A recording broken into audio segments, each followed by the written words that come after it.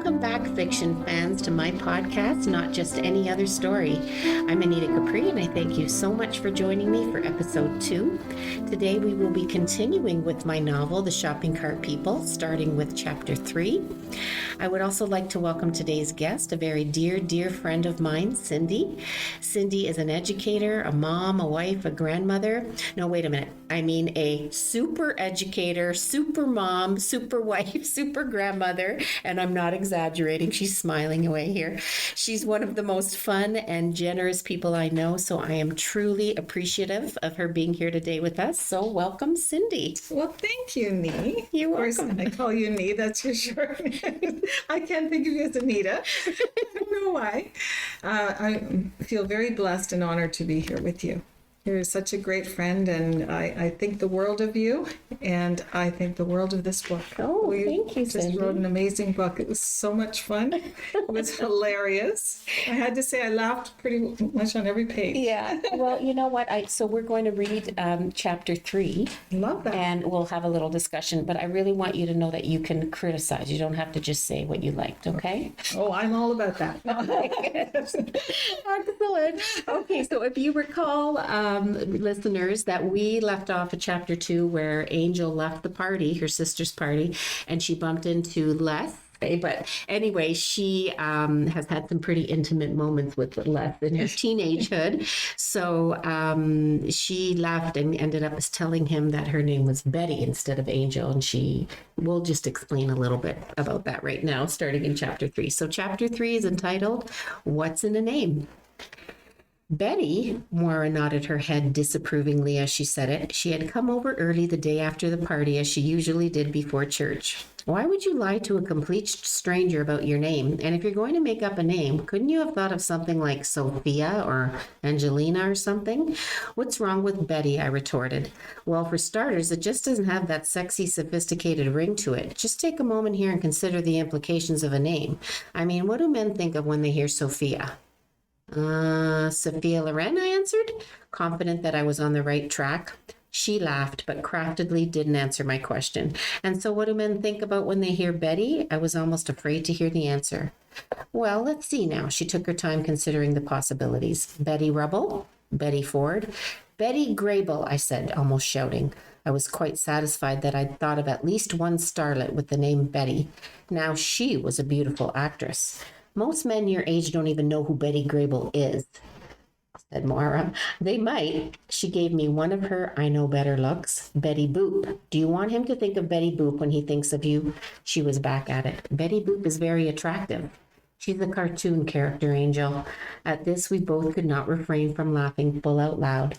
Just in time to break up our little spat, Harry walked into the kitchen. Who's Betty Boop? Your mom. She's Betty Boop, Moira teased. What would you like for breakfast, my sweet boy? I asked, ignoring Moira while giving Harry a good morning kiss on the top of his head. Maybe bacon and eggs? He yawned as he opened the fridge and stared into it vacantly. Why do I even ask? You always want the same thing every Sunday morning. Hey, Mom, do we really have to go to church today? His eyes pleaded with me as he asked the question that was becoming a new Sunday ritual. Of course we do. Besides, Moira is joining us to hear Father Mike's inspiring words. Can't we just miss one Sunday once in a while? Yes, we can. I already had an answer for this one, when it's absolutely necessary.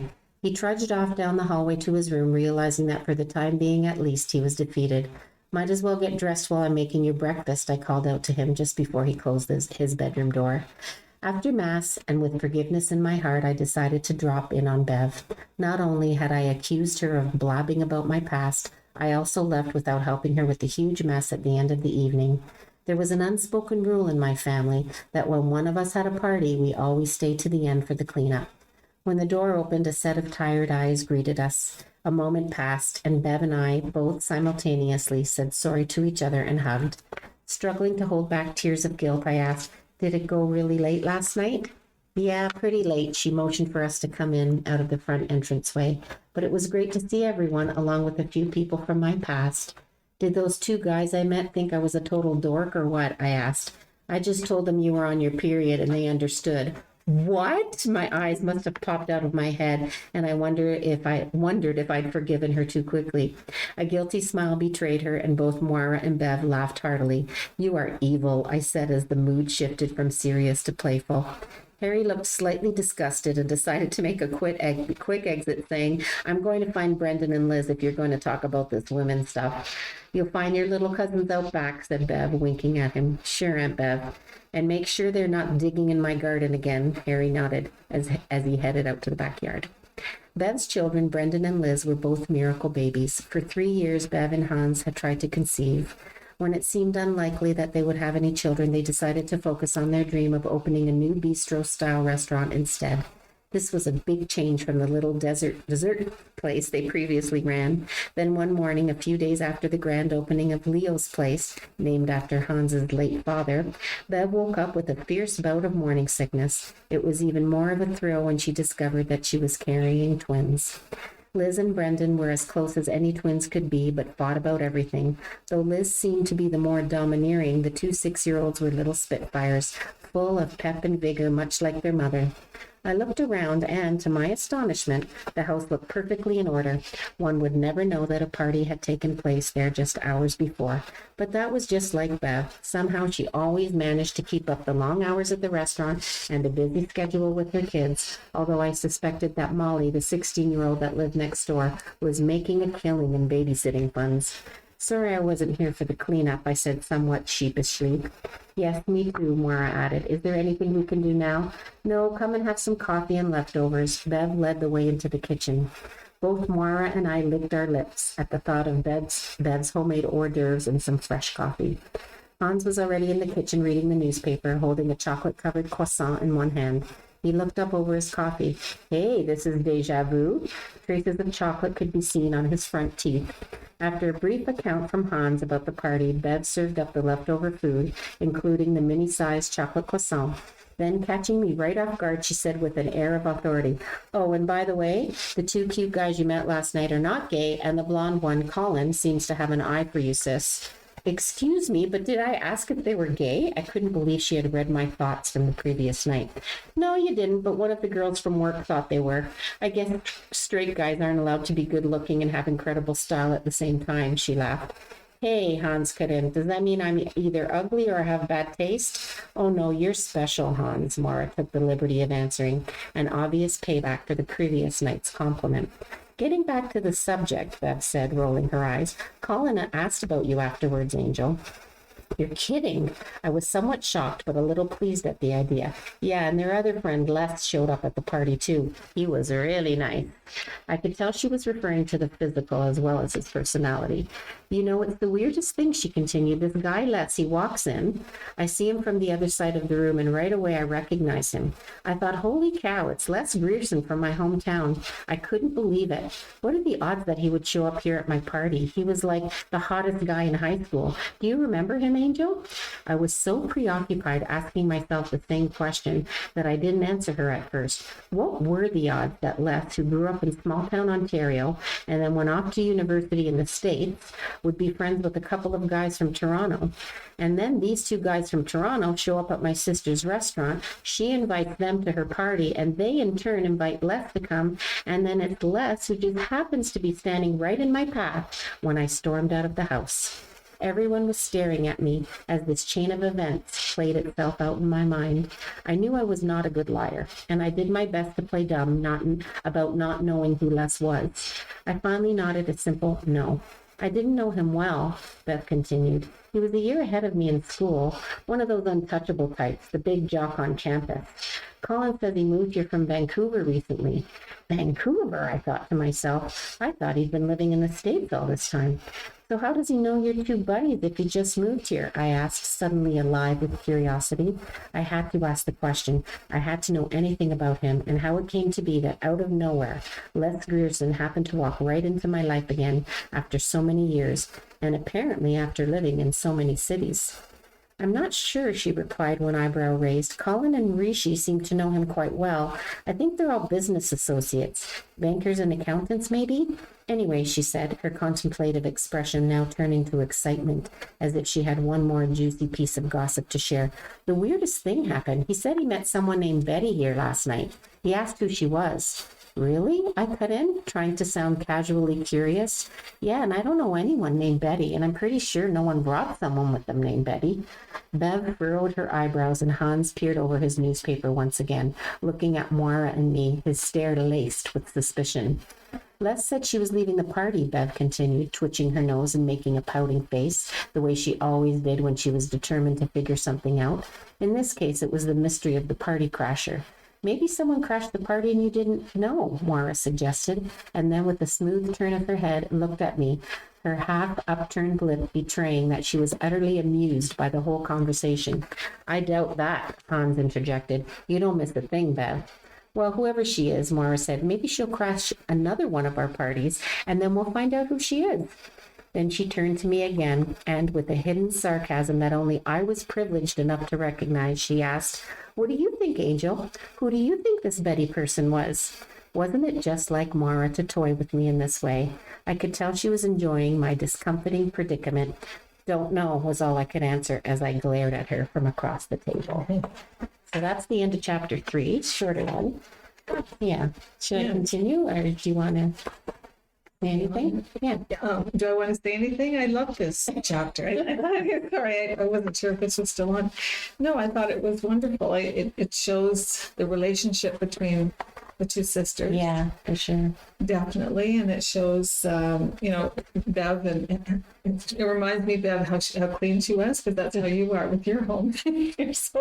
You're so organized, and as an educator, you had everything. I talk to somebody about my book, they say, "Oh yeah, she's just like this. You're like this," and said the same thing when she was on last time. Yeah. So Angel is very, very organized and neat, and I love it. And I see it's different people. I like the whole idea that Colin's interested in Angel, but the meeting between Les and Angel, I thought that was. Yeah, kind of by chance, but not. Yeah, and you'll see why. Yes, you'll see why. I love it. Well, should we continue? Well, you want to read chapter 4? I can. Okay. You just have to start here. Though a few days had passed since Bev's party, my mind was still reeling over seeing Les, my first love. I couldn't help but feel a little disappointed that he had no recollection of me at all. But then how could he have? I didn't resemble in any way the scrawny 15-year-old of my past with short, spiked-up hair and eyeglasses that were too large for my face. Though, if he had recognized me, I wouldn't have been ready for it. It's a sign, Myra said. You were meant to bump into that guy. If she only knew the irony behind what she was saying. Myra did not know who Harry's father was. In fact, no one knew. But there seemed to be an underlying truth in what she had said. Maybe this was it. Maybe Les was supposed to come into my life again. Maybe this was finally the tell-all sign that he should know about Harry and Harry about him. Then I can also tell about my parents. They deserve so much to know the truth. My mother in particular bore the burden of the unknown just as much as I bore the secret. How many times had she pleaded for me to tell her? How many times did she try to convince me to deal with this one missing piece of my life? Year after year, she hoped I would find Harry's real father, no matter what happened afterward. She, more than anyone, needed closure. Despite the circumstances of having had a pregnant 15-year-old and then becoming a grandmother at 43, my mother had always been there for me and for Harry. She fell in love with her 7-pound, 5-ounce grandson from the moment she laid eyes on him, and I loved her even more for that. Harry was born in April, just short of my 16th birthday, christened Harry Michael O'Leary. Dad was as proud as punch that his first grandson would be named after his own father, Harold O'Leary, and him, Michael O'Leary.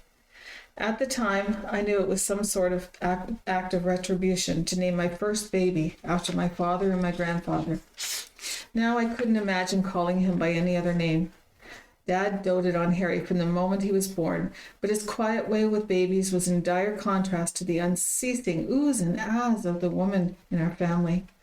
I used to watch him holding Harry while he lay on the couch, watching a soccer match or a hockey game. Surprisingly, Harry never cried with Dad.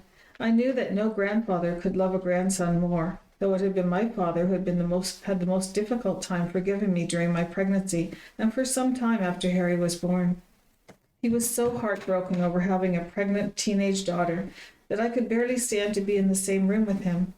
His silence was worse than anything he could have said to me. A few times during the early days of my pregnancy, I would catch glimpses of him sitting in his study alone, bent over his desk, his head clasped in both hands.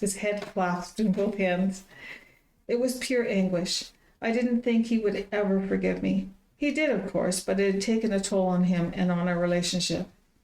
I couldn't imagine what it must have been like for both of my parents. Being Catholic and avid churchgoers, it had been difficult for them to accept that their youngest daughter, a good Catholic girl, was pregnant and 15 and unmarried. We moved away from Huntsville, Ontario at the suggestion of the school principal, who was, coincidentally, a priest. And was I the hated one in the family for a long time? I was. To my brother and sisters, the reason why all of our lives had to be ruined. I was reminded of this often, except of course when everyone felt sorry for me during my heaving moments. I also looked younger than I was. Though 15, I was a late bloomer and I could still pass for 12 at the movie theater.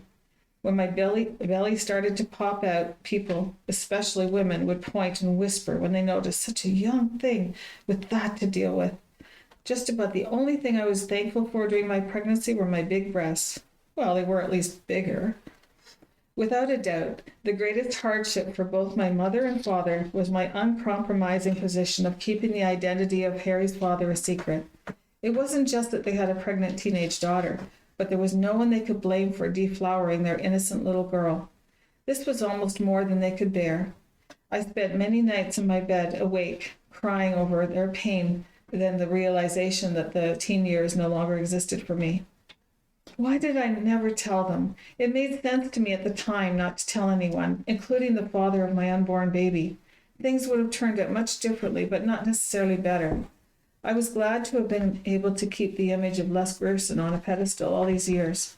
There were never the shared tears or harsh words of regret, no souring of the relationship, just the beautiful picture I had of him in my mind. I knew that keeping him out of the equation meant that only I would be the one to suffer. Only my dreams, my youth would be sacrificed. After all, I was raised Catholic, and the notion of sacrifice was one held very dear in our household. Make sacrifices, work hard, go the extra mile, give of yourself were all part of the moral fabric by which we were taught to live our lives. Les was the guy that everyone liked, and who seemed to fit in everywhere he went. Smart, tall, athletic, and very cute. He was somewhat of a small-town superstar. To this day, I have no idea what attraction he could possibly have had for me, 4 years his junior, gawky, skinny, and very unpopular in comparison to him. But there was something between us, however brief. Of that, I am absolutely sure. Am I also sure that this studly creature would have committed to the mother of the baby if he had known about it? Oh yes, I believe he would have tried, even if he didn't love me. So, he was spared. Looking at it from my perspective, I had no choice. I had to make the decision for both of us. He was a senior, ready to go off to university, with a scholarship, I might add. We hadn't really ever dated. In fact, we didn't know much about each other at all before we did the deed. Up until then, he knew me as one of the checkout girls at Miller's grocery store, and I always did extremely clumsy things whenever he was around. The extent of our conversations consisted of, "Hi, bye, did you need a bag for that?" But beneath our brief exchanges, I sensed something about him that seemed extraordinary. He was someone you had to notice, someone you couldn't help liking, and not just because of his striking good looks. He always gave me a friendly smile when he saw me, though I could never find anything to say to him that would sound interesting or intelligent. So I would just smile back and avoid looking directly at his face. That went on for months. I finally did get the opportunity to formally introduce myself early one Saturday morning. My mother and I had to take my cat, Callie, to the vet to be put down. The 15-year-old tabby had suffered with cancer for a while, and when her condition began to deteriorate, we'd all agreed that it wasn't fair to let her go on. I'm sure this was the moment I decided I wanted to be a veterinarian, pledging that someday I would find a cure for kitty cancer, or at least try to save as many cats as humanly possible. I was a complete mess, sitting there in the waiting room when Les came strolling in with his dog. I wasn't sure what to cry about, my cat or the fact that I looked like such a wreck in front of him. When he sat down beside me, he began talking to me right away. His words were comforting and gentle. As he spoke, the tears rolled down my face. He put his arms around my shoulders and asked me my name, and told me that when his dog died, he couldn't speak to anyone for a week, and that he had cried. And I believed him, because when he told me this, his voice cracked just a little. At that moment, the vet came out of the back room with my mother, who averted my stare for fear. I was sure that she would begin crying as well. As we were leaving, I looked back over my shoulder at Les. He smiled in his usual way as he said goodbye, and it occurred to me that he was, despite his outstanding presence, just a regular sweet guy. The following Friday evening, almost a week later, he was waiting for me outside of Miller's grocery store when I finished work. He was holding a brown box the size of a loaf of bread. As I approached, I could hear soft, muffled meowing. When I reached him, I looked into the box and saw a beautiful white kitten with bright blue eyes staring up at me, petrified. I thought it was the sweetest thing I'd ever laid eyes on. I thought a white kitten was perfect for you, he said, like an angel, like your name. It was the first time he seemed unsure of himself as he searched my expression for some sign of gratitude. I hope you like her, he finally said, smiling. I was grateful, all right, and maybe I took it the wrong way and he was only being nice, but when I became totally overwhelmed with emotion and timidly stepped in to kiss him on the cheek to thank him, he turned his mouth toward mine, and this somewhat awkward moment became suddenly something quite different. And what a kiss it was. I actually opened my eyes for a few seconds just to see whether his eyelids were flittering the way they were supposed to when you're really kissing someone and enjoying it. At least that's what my friend Elise told me. She would know. She'd kissed lots of guys. The next thing I knew, I was drinking a Diet Coke in his car on the other side of town, behind the old strip mall that had been half torn down. We talked for a long time in that car, with the smell of his cheap but mildly appealing cologne wafting its way around in there. We came up with a plan for convincing my mother to let me keep the kitten. I would tell her that I had come across the kitten, abandoned on the side of the road. I knew my mother would let me keep it if she thought it had been abandoned by someone. As we schemed and shared funny pet stories, I scratched the kitten behind her ears and stroked her silky fur. The rattling of her purring made us both feel like proud parents. Then Les leaned over and started kissing me, and all inhibitions escaped me like a butterfly breaking free from its cocoon. I was completely lost in the moment, and while we kissed and made other odd noises, I didn't open my eyes, not once. I think that was the moment I grew up. Reached that mature notion of self. They say when you get a loan from the bank, or when you go out to live on your own, or when you have kids, then you grow up real quick. My father's words coming back to me. Well, for me it was then. After Les made love to me, I felt different. It wasn't that morbid, de-virginized feeling that good girls like me were supposed to feel after a steamy or not so steamy first time. I just felt somehow that it was all the way it should have been. I didn't feel like some stupid high school kid who was gaga after the guy of her dreams noticed her, or in this case slept with her. I didn't feel regret or worry that he would ignore me from that moment on. I just knew there was something more to it. And this guy, who was bigger than life and practically a stranger to me, he seemed to know it too.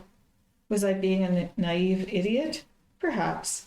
But even at that age, a woman's intuition is something not to be messed with. And if I was anything like my mother or my older sisters, I was greatly in tune with my intuitive side. I only saw him once following our intimate encounter because he left shortly afterwards for summer vacation with his family. And then he was off to college with his tightly packed scholarship and a promising future ahead of him. I was feeling pretty special then, at least for a few weeks, until I started to get morning sickness. After the sinful act of promiscuity, as my father put it, everything started moving very quickly, and I had to put my fairly normal teenage life, including the prospect of having Les as a boyfriend, on hold. Of course, it didn't help that I moved 9 weeks later to live with my aunt in Toronto. When our house was sold and things were settled, the rest of my family joined me to make a fresh start in the big city, which felt like a million miles away from the place that I'd known since I was born. I never went back, and I never tried to contact Les Grierson, but I never stopped wondering what had become of him. Over the years, when my parents tried to convince me to find Harry's father and tell him the truth, I would shut down. It's unfair to both Harry and his biological father, Dad would say. Can't you see that, Angel? One day he'll realize that he wants to know who his father is, and then he'll go looking with or without you. I knew my father was right. I knew I had to find Les someday. But then life went on, and life got busier and busier, not to mention that I was quite comfortable having Harry all to myself, and it never seemed to be the right time. But sooner or later, I knew something like this was going to be painful for Harry. After a few years had passed, I wasn't even sure I could find Les Grierson or that he would even acknowledge Harry. My gut instinct told me that he would, but alas, this was one of those situations where the head plays havoc with the heart. Somewhere deep inside, I hoped that I would come face to face with him once again. Not that I would ever be prepared for it, but still, it was always there, looming at the back of my mind every time I looked at Harry. If only I had mustered up the courage to seek him out before I managed to bump into him like some stranger. If only I had decided to put to rest the ever-present feeling of something unfinished. You know what? I thought this was a perfect chapter for you to read. Oh, why is that? Because it talks about the grandmother and how she felt, how crazy about her grandchild she felt. And I'm not a grandmother, so it's, I'm going off of what grandmothers tell me, such as you. Yes, yes. And the difficulty, with the dad, the relationship, and how, he looked at his little girl as having failed somehow. Yes. But then when he looked into his grandson's eyes. Just pure love. Yeah. Yes. Yeah. And as a grandparent, it's like being a parent, but it's different and yet it's the same. Yeah. And so I can definitely relate to the mom and the dad, because you want your children to have a full life and experience everything. You want everything for your children. Absolutely. So I can definitely relate to that. Yeah. Yes. So anyway, anything else do you want to comment on, or because I can go on to, we'll do one more chapter because it's short. So Okay. Yeah. But you can stop me even if you. Well, I like it's so cool, the hottest guy in school, and we all love that hottest guy in school. And it brings back a lot of memories. It does. I remember one time I was with the hottest guy in school, and my dad was very strict. And I just kissed him at the side of the house, but the whole neighborhood knew, because the next door neighbor told everybody, and also wrote a note to my parents. No way. A note. A note. They left What it did at the the note front say? door, saying, your daughter, I didn't exactly see it, but they told you? They told me, your daughter was kissing a boy at the side of the house. In a lot of trouble. I was grounded. Wow. But you can understand my parents feeling. Yes, for sure. Especially when you're that young, Yes, I was in grade 8, I think, or something. Did you really? Yes. You kissed a boy? I don't remember if I kissed a boy that young. Yeah. Well, Did I? Anyway. Well, it's funny because she was 15. I just realized this. When I was 15, I had my first boyfriend, and we actually went out for a long time on and off. But anyway, he was a hockey player. So my mother, we were on the subway. I don't know where we were going. We must have been going down to Toronto. And it came out somehow that I had a boyfriend. Oh. And she said, you're too young to have a boyfriend. And I said, no, I'm not. And she says, I'm going to have to tell your father. And I said, okay. And I thought, I wonder what my dad's going to say. So anyway, my dad calls me down that night. We get home. He calls me down. So I hear you have a boyfriend. And we're talking about an Italian father, right? And I said, yeah. And he says to me, what would you rate him out of 10? Oh. I was like, what? He was cool with it. Yeah, and I said, maybe like 7.5. And he laughed so hard. And I'll never forget, he says, well, if you have a boyfriend, you're only 15 years old, I want to meet him. Oh. So you tell him to come over. And I'm like, okay. And he was a boy from school, right? Yeah. And so I invited him over, and he came over with another friend who was also a hockey player. So I don't know what my dad thought, but I think he thought he was going to meet somebody a lot smaller. Oh. So I opened the door and they walk in, and I'll never forget it because our kitchen, like you could sit at the end of the table and then look to the left and the front door was right there. Yeah. So they walked in, and my dad looked over, and then he did a double take, like in shock. And he goes, "Are you guys football players or something?" I'll never forget it. And so, and anyway, it was fine. Yeah. But I'll never forget that sort of first boyfriend and first reaction. And my mother, who I thought would be the one that was going to be more understanding, and, it was actually my dad. But who knows what he was thinking inside, right? Who knows? Well, I remember that the next day, my dad wanted me to wear skirts at that time. So I used to go into the garage and put on my jeans and leave my skirt there and then change back at the end of the day. So the next day he found the jeans there. So he said, "So you've got a boyfriend, you're wearing jeans." He said, "Both those things have to stop." Were your parents like very religious, or? No.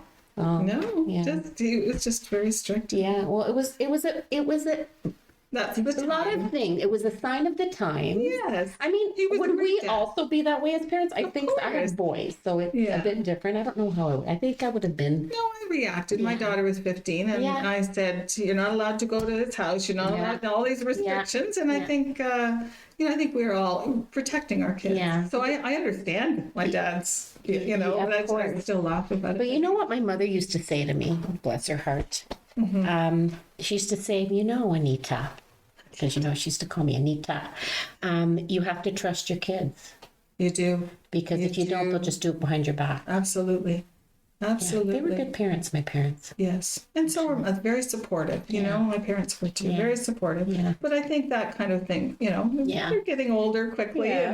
and breaking out into the world, and we Yeah. understand as parents Yeah, too. yeah. So I don't know. I guess you do, when you write, you kind of use some of those notions and your experiences. It does come out, especially when you're talking about something like relationships, right? It can't help but somehow Oh, yes. come through. So who Yes. knows what little bit of my parents in there, and Yes. the people. And now, as a grandmother, Mother, exactly. my granddaughter has a boy that's interested in her, but How old is your granddaughter? she's 13. Oh boy. And so she called and asked, "What should I do?" She has a grandma. I love it. Isn't that cute? Yes. And so I said, "Well, do you like?" So we had the whole conversation. Yeah. Do you like him?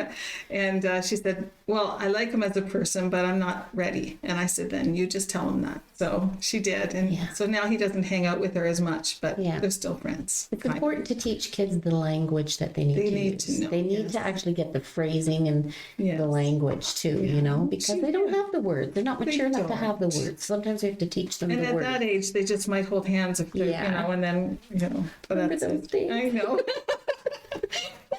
Oh boy. Okay. Well, Okay. we're going to go on to the last chapter for today, which is chapter 5. It's called The Distractions. And then we'll wrap it up after that, okay? Beautiful. All right. Chapter 5. 2 days had passed since I'd seen Les Grierson. I'd barely slept a wink since then. All I could think about was him. I kept picturing him standing there on Bev's front lawn, smiling at me. It was almost too much to think about on a Monday night after a long day at the animal clinic. Exhausted from the lack of sleep after dinner, I recklessly went about tidying and putting laundry away in a daze, not noticing that I had put my bras in Harry's dresser drawer and the Windex in the fridge. I was so engrossed in my thoughts that I didn't hear the telephone ring. When Tilly's voice on the answering machine reverberated through the house and I was shaken out of my daze, I raced to the phone before she could hang up. "Tilly, are you there?" I panted. To my relief, she hadn't hung up yet. "Hey, you," she said excitedly. "How are things? How was the big bash at Bev's?" "It was good," I answered. "Oh, you've got something to tell," she teased. Tilly was so quick. She knew I had something pressing on my mind from just the slightest hesitation in my voice. Tilly was the second oldest of my siblings after Bev. She was wild and adventurous and very unlike me. She knew me inside and out, and besides Moira, she was kept up to date on everything that was going on in my life, despite the fact that she was so far away. I laughed nervously. To elude her question, I asked her how her job in Italy was going. Working as a civil engineer in the urban planning sector, she had taken on a project researching urban infrastructure in some of the oldest cities and towns in Italy over the past year. She was lucky to be hired by a firm that was expanding globally, and for someone with Tilly's knowledge and outgoing spirit, it was a dream job. Bene, grazie, she answered. Do I sound Italian? Yes, very. Mom would be proud. I could tell by the excitement in her voice that she was very happy. When are you coming to visit me, sis? She asked. Tilly, I want to so badly. I just have to wait until the clinic gets going. I promise I will come. I really meant it too. I'd planned on a visit during the summer, and Harry had seemed really excited about going as well. Then the opportunity to open a new veterinary clinic had come up quite suddenly in June. It was a risk, and for someone like me, the big wimp of the family, it was an arduous decision. I had always dreamed of having my own clinic to run. After working under my mentor for 5 years, I had decided to take the plunge along with 2 former college mates. The move had taken up all of my time and money during the summer months. Well, I want to date. I'm not taking no for an answer. Tell me when you're coming so I can plan. I had always loved that overbearing, won't take no for an answer way of Tilly's. I can't give you a date. I have to see how things are going here first. Okay, so let's say then first couple of weeks in October. It's gorgeous here in the fall. I'll expect you then. That should give you plenty of time. That's only like a month away. You're insane, I said. It's 6 weeks away. Come on, Angel. You've got to come so you can tell me about the man you met. She was relentless. What man? I asked, trying to hide the giddiness in my voice as I pictured Les's face once again. The one you met maybe last weekend? That was it. I couldn't defend myself. It was useless, and I knew that once I saw her, I would have to tell her everything. It would definitely be more than she bargained for. When I got off the phone, I thought about how much I missed Tilly. We used to share a room as kids growing up. Even after Harry was born, we continued to share a bedroom at Tilly's request. When Harry would wake up in the middle of the night, it was quite often Tilly who would rock him back to sleep for me. It always made me teary-eyed and sentimental when I thought about it. I knew I was extremely fortunate to have a sister like her. I knew she would make an amazing mother. I always prayed that she could find a doting husband like Hans was with Bev, and then have a child of her own. But for the moment, the idea seemed to be a little remote. Tilly was in no way ready to settle down. I started to think about the possibility of going to Italy. It would be fun and perhaps a needed break. I had almost convinced myself that I could do the trip when a hard rap at the side door by the kitchen brought all thoughts about Italy and Tilly to a complete halt. Hey, beautiful, open up. I need a favor. I could see my neighbor, Eddie Bickner, through the screen door, peering in. He was always coming over to borrow something, and it was obvious that this was one such occasion. I sauntered over to open the door for him, heaving a huge sigh almost loud enough for him to hear. He reeked of too much cologne, and he was dressed in a freshly ironed shirt with sharp creases along the sleeves. God, I hated that. And what can I do for you today, Eddie? I asked like a tired waitress who was serving her last customer of the day. Well, I'm having some company tonight in half an hour, actually, and I'm sort of out of wine. Do you have a bottle? I can pay you back tomorrow. I didn't really want to give him my wine, but I was just too tired to lie. And even if he didn't pay me back, which he probably wouldn't, I figured at least one of us was getting some action. And who is the lucky girl this evening? I asked, pretending to be interested. She would be a redhead by the name of Vera. Beautiful name, isn't it? Maybe guys really did pay attention to names. I couldn't help but smile, and my mood softened just a bit. Hold on a second, I said, and reached over to open the fridge. There was a single bottle of unopened white wine sitting on the top shelf. It was as if it had been waiting there for Eddie and his Vera all along. Hey, you okay? He asked. I must have been daydreaming again and probably wore my usual pouty-lipped expression. You know, I have a little while before my date gets here, he started. Maybe I could cheer you up or something. I'm really good at cheering women up. His futile attempt at a seductive smile was more than I could bear. I started to laugh. This was definitely an offer I could refuse. It's okay, Eddie. You've already done the job, I said, still chuckling as I handed him the bottle. Though he looked insulted, I was sure that this wouldn't be a big blow to his oversized ego. Have fun tonight, I said, patting him on the back and sending him on his way. Someday, Angel, you're going to want me for more than the great neighbor that I am. Despite how annoyingly male he was, I was appreciative of the momentary refuge he'd given me from the questions that had plagued my mind all day, questions concerning Les Grierson and what I was going to do about him. And that is the end of chapter 5. Wow, that was a great chapter about distractions. I know, aside from the romantic part, but the distractions of forgetting things here and there and being distracted and putting things in the fridge that you, well, maybe it's not that much. Or forgetting where you put things. Forgetting where you put I'm things. famous for that. Oh my goodness. Yeah, me too. It's not an age thing for me. I always have done that. Well, me too. When I'm thinking, like, I get so involved in my thoughts that I don't pay attention to where I'm putting things. And yeah. Putting things, that's my, you know, worst. I remember one time I phoned my husband. I was looking for something for such a long time, and he always knows where everything is. So I called him at work, and he was Asking where you put something? and he said, well, Cindy, if you look down to the right on the You knew where it was? It was, and it was right there. And I said, oh, okay, thanks. He goes, it's okay, I love you. Bye. And then I felt like such a fool. Yeah. And he knows I'm, you know, Yeah, I get very distracted. Yeah, But anyway, yeah. there you go. What did you think about Eddie? Do you know anybody like that? Yes, I've known a few people over the world. Really? Yes, there was somebody that when we were young, there was somebody like that. He was a neighbor, and he always used to call me names. He called me Kishka lips. So I'd be walking home. What? So I asked somebody, what does that mean? And they mean Kishka means sausage. So I said, I was hurt. And I said, there's this mean boy, my friend. There's this mean boy down the street. And she goes, what? He likes you. And I said, what? Ew. So, yes, I've had a few of them. I'm sure we all have. But I mean, young kids are young, right? Yeah. Well, he's introduced for a reason. Yeah. You'll find out later. Yes. Yeah. I can't guess yet. Yeah, no. But that sounds very captivating. Yeah, he's kind of there on the side, Yeah. you know, sidelines, but he has a purpose. I'm sure he does. Because Yeah. and actually, this situation with me was similar because he introduced me to my boyfriend who I had next. Really? Yeah, so there you go. I don't know how There you go. it's similar. I'm not going to tell you. Okay. I can't wait to read. Good. I'm not sure what the next one is. I have to look again to see what the next chapter is, but she does meet Les again. And I love that chapter, actually. I wonder if it's the next one. That sounds Yeah, it's a funny kind of little encounter that they have again. Wow. Yeah. Well, I look forward to that. Yeah, me too. Look forward to reading it again. I just love how you've got the romance, you've got the comedy, and you've got all the relationships. Yeah, And it, all three. yes. Yeah, that's why I love think it. this would make a great rom-com. I do. Do you know who I originally wanted to be? Like, I always wrote this like it was a rom-com movie. Like, I had like a movie reel in my head. And you know who the actors would have been? Oh, who?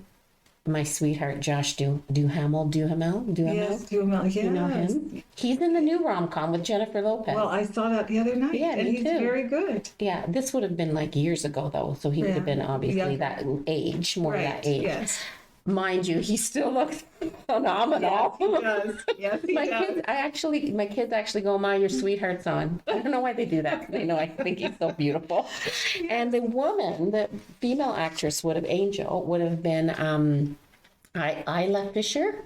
Do you know her? Oh, yeah. He was in Definitely Maybe with Ryan Reynolds. Red hair. Yes.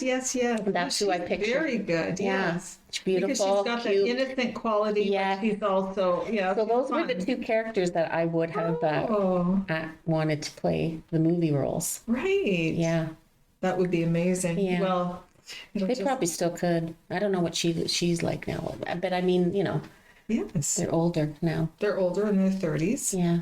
So Now? No, I mean, Oh, there. Yeah. your character. Could he pass for? He probably could actually pass for. If he Yeah, had if you like, don't if say you I'm cover up 30. a bit of the gray, Yeah. although the grays don't. I mean, he looks so Gray is- beautiful, but with makeup, he could Debonair. still do it. Maybe he could still do it if it ever becomes a movie. I'm gonna have to. I know somebody who became completely gray at 25. Yeah, Completely it's gray. all genetics, It's all genetics. right? So you never know. Yeah, I don't even know if I'm gray. I do. I am gray. I will not let anybody, including But nobody myself, will know. ever see it. My kids are like, "How long will you dye your hair?" I'm like, maybe 90. And then they looked at me like they couldn't figure out if I was joking. Yeah. And so my son Brandon says, are you joking? And I'm like, no, I don't think so. I'm not joking. Until my hair falls out, I'll be any shade, but not gray. Yeah. Who knows we'll change our minds. Who knows? We might. That's right. Yes. Yeah. We should be proud to be who we are. We should. But I'm proud to be not gray. You know what kills me? We get so off topic. I do. See, one thing, please. We're talking about stars, and now we're talking about gray hair. That's the distracted piece. I know, two distracted people. It keeps us happy.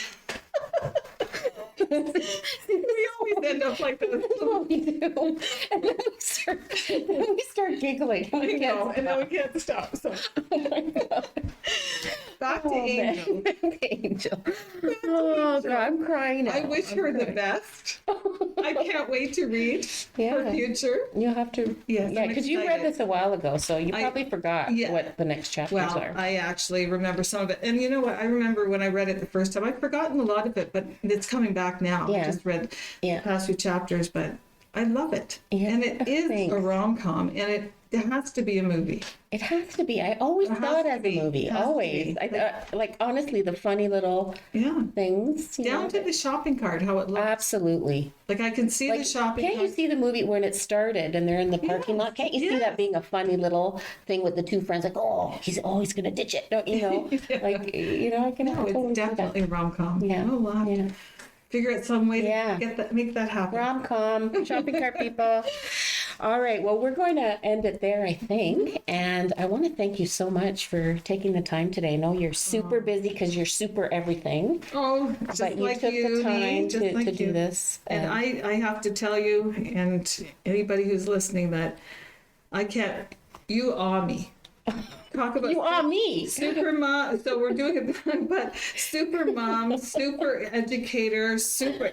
And actually, I just figured out today. What? I've always wanted to take piano, Yeah. and I've always wanted to learn French. Well, you know both. You took piano when you were younger, and you're a great pianist, a great musician, and then you've also done French, and so you're my idol too. My idol, Yes. Yeah. love you, Cindy. Yeah, that's what friends are for. That's Yeah. what friends are. for sure. Yeah.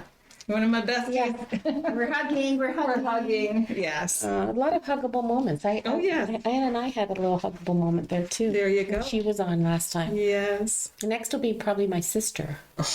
Well, she'll That's be hilarious. fantastic. Her and Oh, my she- sister-in-law will be hilarious. Yeah. Yeah, because my sister is actually Bev, Oh, that's even like kind of funnier. bossy, and like people think I'm bossy, but then I tell them you haven't met my sister Oh, yet. yeah. So, she's gonna kill me if she knows I'm saying this. But oh well, she'll know. Yes, exactly. Anyway, That's thank you so awesome. much, Cindy. Oh, And so for my listeners out there, I hope you enjoyed today. And we will see you back for episode 3, where we read some more chapters of the Shopping Cart People. Take care, and we'll see you next time, or we'll hear you next time. Bye-bye.